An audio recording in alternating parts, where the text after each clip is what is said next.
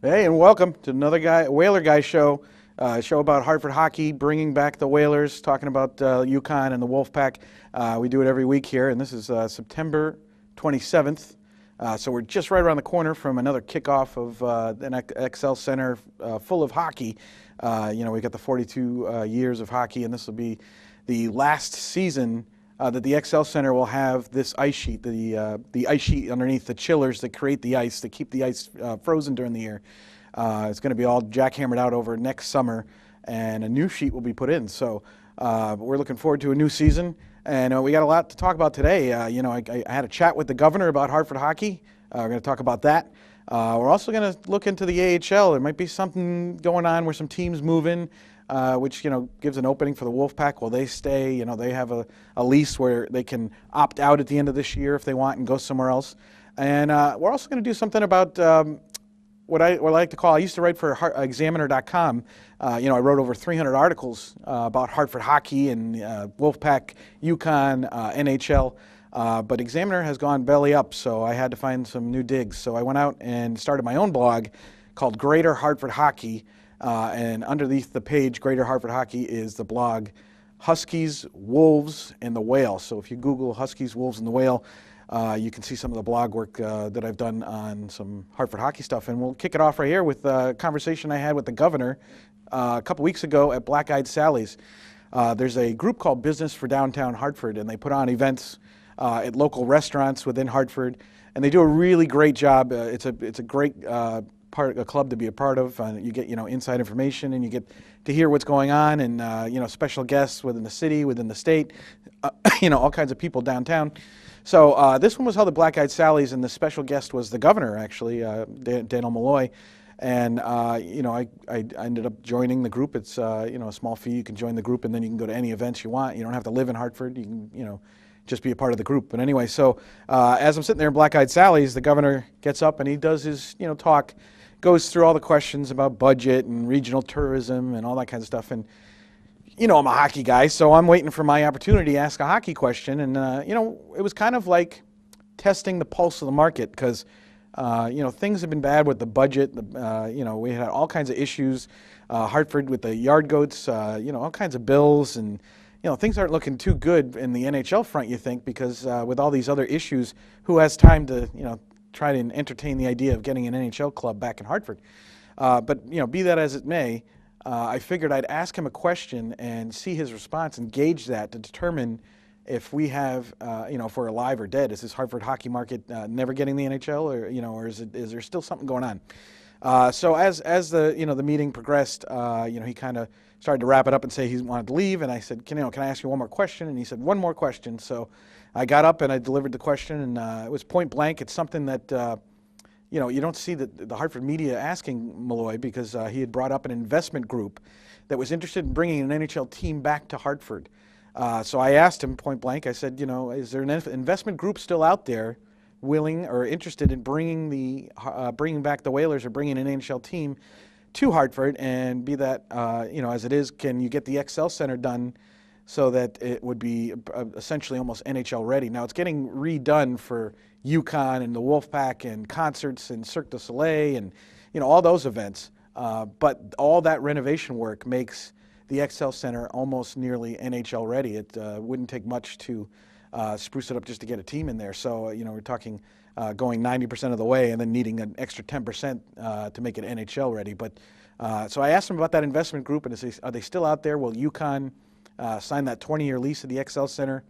And he didn't answer about the investment group, but I was very surprised at a 4-minute spiel he went on about hockey, and most of it was pretty positive. It left a lot of open doors. It sounds like he's still thinking about this. As I asked that question, he rambled off a bunch of things and kept it going, and he really stayed longer than he had expected. But he said, in general, that he's very committed to getting the XL Center done. He says he can't imagine Hartford without the XL Center, and he calls it a dangerous proposition for anyone who loves Hartford to imagine Hartford without the XL Center. It's one of these pieces that brings in a lot of people. They brought in over 500,000 people last year. That's almost roughly 1 out of 5 or 6 people in the state went to the XL Center for some kind of event, whether it be hockey, basketball, concerts, those type of things. I brought that up as well, is that, the XL Center is this focal point. But, he went on to say that it's still, it's still a possibility. He even went on to speculate, which really surprised me, about teams in the NHL that possibly could be moving. He mentioned the New York Islanders. He said, I think the New York Islanders are going to move in the next couple of years. He mentioned a Midwest team moving in the next couple of years. And then he also mentioned a team out west moving. So you're talking about 3 NHL teams that he just rattled off in Black-Eyed Sally's in downtown Hartford in front of a large group of people when I'm asking him that question. And he said, he brought up UConn, and I was talking about how UConn had drawn so well, and explained to the people in the crowd that, UConn finished first in Hockey East their first year, and last year they finished third in attendance, but that was with 6 Tuesday nights, and they said the attendance is probably going to go up. And the governor said, yeah, and whose idea was it to put UConn in Hockey East? And of course that was his idea. But I did, ask him, I said, in 2013 you mentioned that investment group, but, he still mums the word on the investment group. Jerry Irwin and I, who do the show every week, talk to people downtown, and we've got a good lead on who we think the investor might be, but we haven't been able to confirm that yet, so we can't really just throw names out there. But in general, the governor talked about teams, the possibility of them moving to Hartford. He still believes that Hartford can be an NHL team, but it's all about getting the XL Center up to snuff. So I went on and wrote in that Husky Wolves and the Whale blog that I do, and I did this thing about the governor, and you can check it out and read. I have more quotes in there. I recorded his statement, so it's word for word what he said. And the really interesting thing about it was the Hartford Business Journal attended that Black-Eyed Sally's meeting with the governor there, and they reported on the possibility of the NHL based on the question I had asked. So it's really good to know because, as you know, you guys watch the show, and we appreciate your support, but your support and, me being able to get out there and ask some questions, kind of dictate where the story goes. So we're actually, creating news cycles here, you and me and Jerry here. So it's great to, get the media to pay attention to some of these stories, concerning hockey. And that's what we want to do. We want to keep the ball and momentum rolling as long as there's an opportunity for Hartford to get the NHL. And I'm not telling you it's an easy, slam dunk deal, but it's still alive. And that pulse was that pulse of, the possibility of the NHL returning was still very well alive based on, what Malloy said. The Hartford Business Journal picked it up and they wrote about it, and that caught wildfire with WDRC talking about it on the radio station, 99.1. Picked it up and talked about it. Of course, no credit given to the Whaler guys or to the Whaler fans for bringing up, these issues, but it was brought up, so it made some headlines, and that's a good thing for Hartford. So, we're hoping to hear more about that. We'd love to have the governor on the show just to talk some hockey. He's a big hockey fan. He went to BC, so he loves those Hockey East games downtown.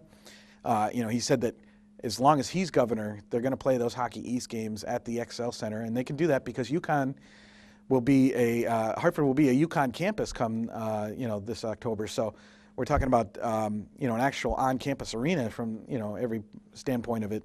It's an arena on campus. It happens to be very large, but Hockey East is okay with it because of the tremendous amount of draw that UConn is getting. And of course, in February they'll be playing at Fenway Park against Maine in an outdoor game. So that would be exciting too, to get UConn on the front page. So still very good news from the NHL. We're not doomed yet. We still have a chance out there. So, as long as we keep, as long as the XL Center keeps rolling, we'll be able to hopefully get some more news on that. So, and the other thing that came across the news feeds today was interesting, and we kind of heard about the story in July about the Binghamton Senators. They play, in Binghamton, New York, and their team, of course, is in Ontario and Ottawa, the Ottawa Senators, and they in July there'd been a rumor leak that the team might be moved closer to in Canada, but closer to the NHL team, leaving an empty spot in Binghamton. Well, today an article came across from Binghamton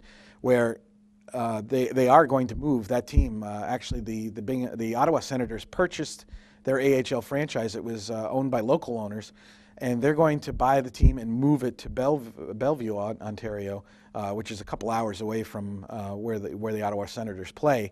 And that kind of left Binghamton out in the open, you thought. But the local investors have told the newspapers that they are 100% confident that there will be another franchise coming into Binghamton. So you have to sit there and now play the game of, well, who can move and who would move there? And, off the bat, the top two, without question, have to be the Albany Devils and the Hartford Wolfpack. The Hartford Wolfpack came from Binghamton 20 years ago. After the Whalers left, the Wolfpack slid in to Hartford, and they've made their home there for 20 years. And they have had I guess you would say, an abrasive relationship with the market there because, they have a lot of, 4,200 people show up for the games.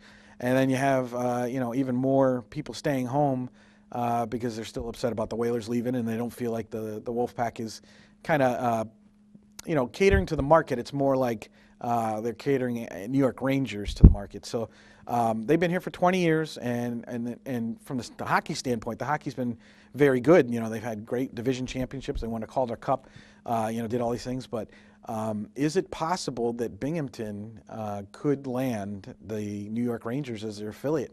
That's something we'll have to find out. And of course, it's a full year away, which also makes it very interesting that, from most of the standpoints, AHL teams don't really want their moves known before they do because you're selling tickets. So this is definitely the Binghamton Senators' last season in Binghamton, and it's everybody knows about it. And next year they're gone, and they say they already have advanced talks and an agreement with the team to move there. So that had to be done probably all this summer.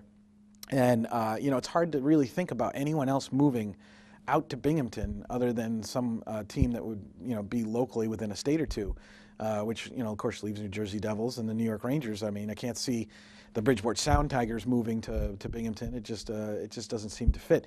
But I guess anything is possible. So our next thing will be try to figure out what team is moving, and if it is the Hartford Wolfpack, what does that mean for Hartford? I mean, that means some big changes. So you talk about 36 dates and nearly 200,000 people that come to see the Wolfpack.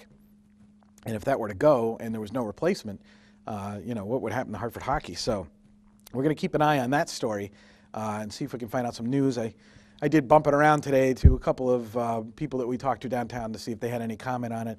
But I think everybody's waiting for the dust to settle to try and figure out what's going to happen there because, that, like I said, that's a move that maybe we didn't really expect. This is the Wolfpack have an option this year.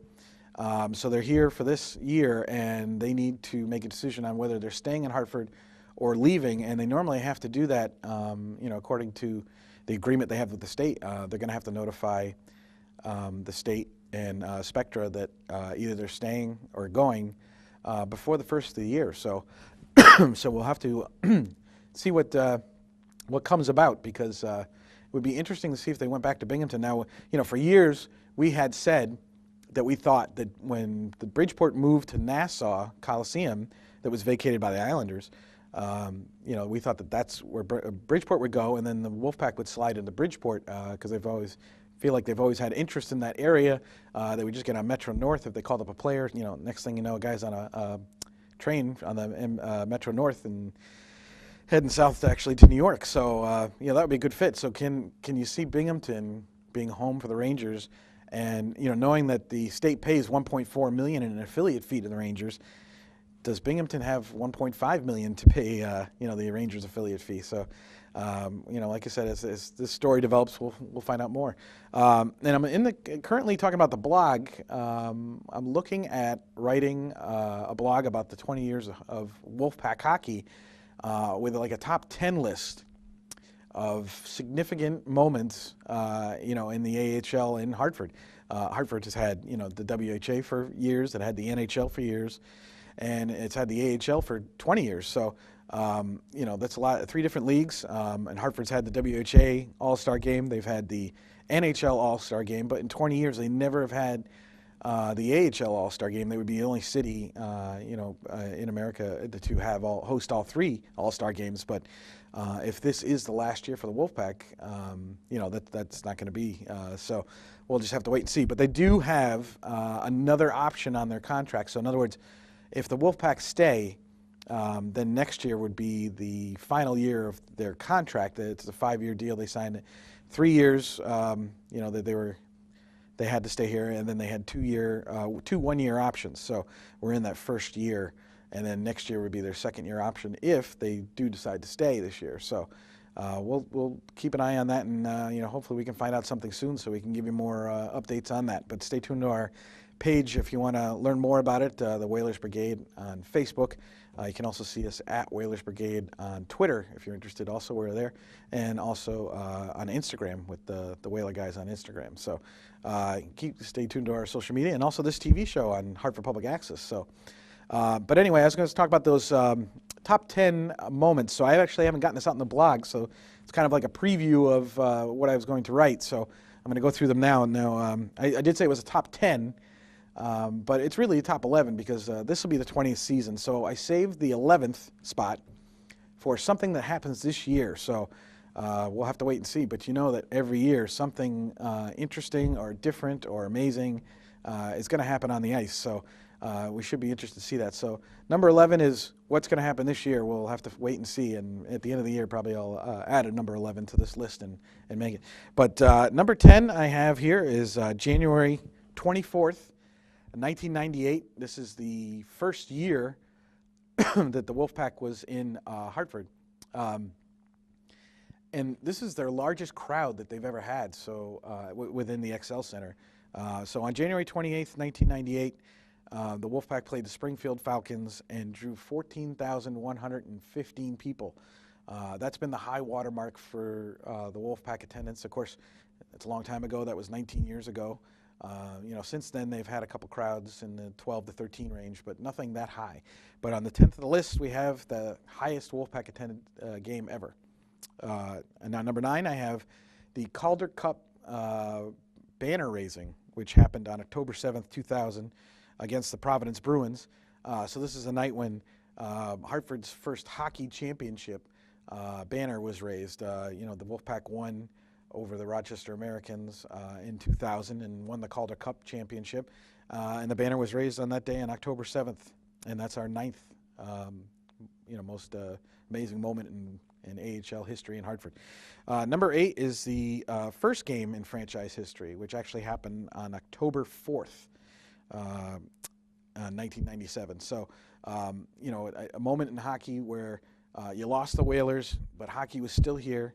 On October 4th, 1997, the Wolfpack began their play, and the AHL began its 2-decade-long storied franchise, staying here in Hartford, playing hundreds and hundreds of games, and that was the first one on October 4th, 97. In our 7th moment here, we have January 6, 2006, and this is a special night in a lot of ways because some of the Whalers were in attendance. MSG made the arrangements to bring in Ron Francis, Kevin Dineen, and Ulf Samuelsson. Now, it was easy to bring in Ulf Samuelsson because he was the assistant Wolfpack coach at the time. So, he was already here. But they took his number 5. Excuse me. They took Ron Francis's number 10. And Kevin Dineen was in town. He was actually, at the time, the coach of the AHL Portland Pirates.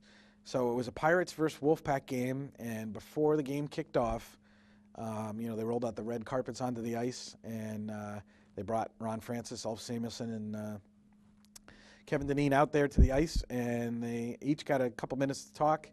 It was really good. You hear Ulfie say that Kevin Dineen was a pain in the ass to play against when they got traded to different teams. It was kind of funny, and Ron Francis appreciated it. Kevin Dineen really appreciated it, and it was great to see him in the building. He's had a good coaching career.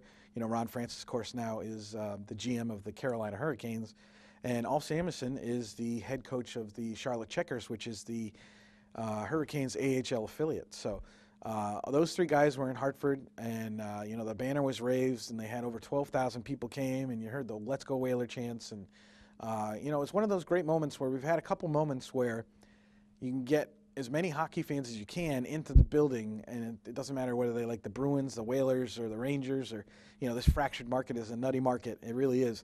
So you had all these fans that came in to see the game, and they're all rooting for different things. But to have those banners raised for guys that played for Hartford was a really cool moment, and it was great to witness that. And I got to see that, and the jerseys, of course, are still hanging in the rafters now. We'll have to wait and see if anybody's added to that, but at this moment it doesn't look like any more jerseys are going to be added to the XL Center rafters at this point, but we'll have to wait and see. So that leads us to our fifth AHL moment in Hartford, and this actually happened on the Connecticut Whale brand. If you remember, in 2010, Howard Baldwin came in and got the marketing rights to the AHL team, and he rebranded the team with a Connecticut Whale, and it was a C with a whale jumping through it.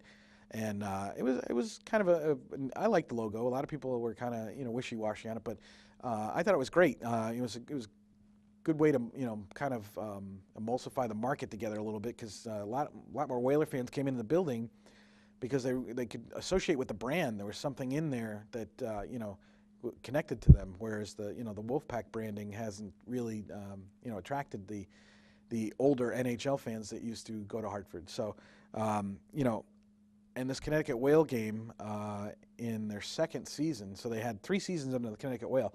This is the second season where they went to the playoffs, and they played the Bridgeport Sound Tigers. Now, in the entire history of the Wolfpack and Bridgeport, when they have met in the playoffs, the Wolfpack had not beaten the Bridgeport Sound Tigers, in the playoffs. And this being the Connecticut Whale, it's still the same team, but it was a 3-game sweep. And on Game 3 of the 2011-2012 season, Casey Wellman was the goal scorer who scored the game-winning goal in overtime of Game 3 and gave the Connecticut Whale Hartford Wolfpack their first ever playoff series win over the in-state rival Bridgeport Sound Tigers. There's a good rivalry there. The teams are in-state. The Rangers are on one side, the Islanders, so the affiliates of both teams that they don't like each other at the NHL level. They don't really like each other, seems to be at the AHL level. But as Casey Wellman scores this goal, it completes the series, and that team would go on to play the Norfolk Admirals, who, I don't know if you remember, but had a great season where they won, I forget what the exact number was, but it was like 27 or 28 wins in a row. And they went on to win the Calder Cup, the Norfolk Admirals, and the Connecticut Whale was the only team to be able to beat them twice in the playoffs. They lost the series 4-2, and it was a horrible game where the home game for the Connecticut Whale Wolfpack got switched to Bridgeport, and only not that many people were showing up because it was a longer drive. So unfortunately, the Wolfpack Whale lost that series, but had a great season, and it was really a highlight of it was that Bridgeport win over Bridgeport in 3 games, and the first 2 games in that series, Cam Talbot, if you remember, was the goaltender for the Whale, and he had back-to-back shutouts, and then played great in Game 3 until Casey Wellman scored that game winner to give the Whale the series winner. So that brings us to our 4th moment in AHL Hartford Hockey moment.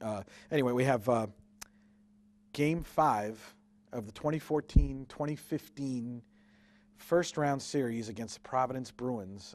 Another good rivalry matchup. This was 2 years ago, and the Wolfpack had somehow slipped into the division title, so they got the home ice advantage over the Providence Bruins, and they had played they had a long history playing the Providence Bruins. There's a lot of Bruin fans that show up for these games, so it's very good to have those XL Center matchups because the teams go head-to-head. But in this particular one, it was a series where it went back and forth for 5 games. No one really knew what was going to happen. At the end of Game 5, the teams were tied and went into overtime. And you know what happens? Whoever gets the biscuit in the basket, goes on to the next series. And the most unlikely person scored for the Wolfpack, and that was Tommy Hughes, who is a big defenseman who plays, for the Wolfpack and is a younger guy. Is not really a goal scorer, but he happened to get the puck and go down the boards along the right-hand side, and then he was able to cut across the net and find a way to poke the puck, into the net. And I don't think anyone expected it. And the way he did it, it was almost like it was meant to be. And so he scores this Game 5 series winner. And he would, before you know it, the Wolfpack was on to play Hershey, and they ended up winning that series in 6 games. And then they went on to unfortunately lose in the conference finals. So it was a great series though, and that Game 5 win with Tommy Hughes, number 5, scoring that goal was a big goal. I remember being in the locker rooms after the game with the post-game interview. We had Tommy Hughes there, and he was, smile ear to ear. He just scored the biggest goal of his career, really. And people were saying, "Hey, was that like when you were in juniors? And maybe when was the last time you did score a goal?" And so we had some fun with him, and he enjoyed it. And I'm sure he still remembers that moment very well. It was a huge moment for the franchise to win that 5-game series against Providence, which they have this rivalry with. Now, number 3 is November 27th of 2010, the first game that the franchise played under the Connecticut Whale brand. This was a great moment, and another great moment because it got a lot of media attention. You even had Jeff Jacobs saying, "Hey, this is good for Hartford hockey to have Howard Baldwin back in the mix." It didn't end well, but boy, it started off great. November 27th, the first game, the Connecticut Whale. Over 13,098 people showed up.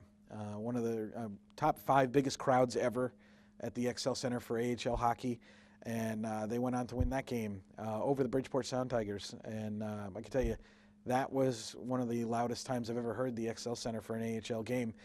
You just had a lot of people back that hadn't gone to games in a long time. It actually got me to go back into the building. That's the season I started watching AHL hockey, 5 years ago. So, a great moment for that rebrand and what it did. And actually, that season they covered up and improved the attendance by like 35%. So moment number 2, which is probably the biggest game in AHL history in Hartford, was Game 7 of the Eastern Conference Finals against the Providence Bruins, when Terry Virtue scores, sending the Wolfpack into the Calder Cup Finals. And I've talked to some people. I wasn't at that game. People tell me it was the loudest they've ever heard the XL Center under the AHL. It was this incredible moment. You can see the game on YouTube if you go there, type in Terry Virtue game winner, and see that. And that brings us to the number 1 moment in AHL hockey history, and it's none other than the Whale Bowl, because 21,567 tickets were sold. It's still the largest hockey game ever attended in the state. It dwarfs because they were using Rentschler Field in East Hartford. So you have the 21,657 tickets sold. It was, if you remember, it was one of the worst weather conditions. It was high winds and 20 degrees, so it was freezing. But it was one of those moments again where you had the alumni game with the Whalers and Bruins, and you brought everybody together, and that was great. We were able to do that. So. Check out these moments. I'm going to write more about them on the blog. And, we'll also be able to catch you next week when we'll talk more about Hartford hockey and what's going on. We're going to have Bob Joyce on and some more guests coming up, too. So stay tuned. All right. For next time, this is the Whaler guy, Pete Hindle, and let's go Hartford.